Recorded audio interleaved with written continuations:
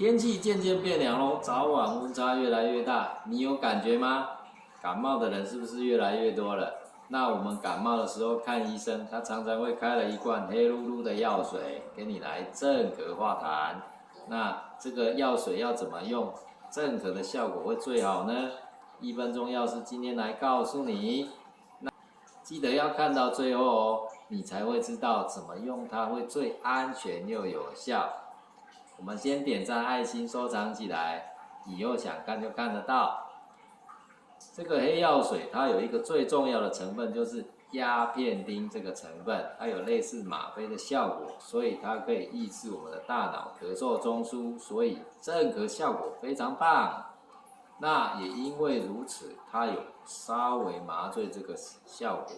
那所以呢，我们真的咳嗽厉害的时候呢，把它摇一摇，摇均匀，拿5到10 cc， 然后含在喉咙大概30秒到1分钟。那喉咙呢被麻醉了，自然不会那么敏感，也不会那么干哑，所以呢，咳嗽频率就慢慢下降咯。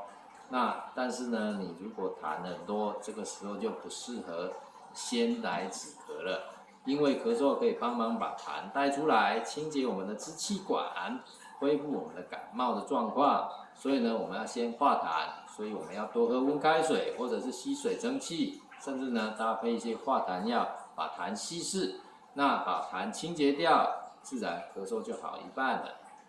但是呢，如果呢你呼吸有一些喘笑声，那这个时候就是有气喘的这个可能，那这个时候要找医生来看看哦。另外，甘草药水它是处方用药，不适合自己随便买来使用，因为它有鸦片丁的关系，所以呢，你长期用又超量用会上瘾的哦，伤肝又伤肾，要注意。另外有一个最重要的，不可以给12岁以下的小朋友来使用。那以上的重点记得了吗？欢迎转发给朋友。不了解的地方，欢迎讯息来讨论。我是1分钟药师，守护健康大小事，下次再聊，拜拜。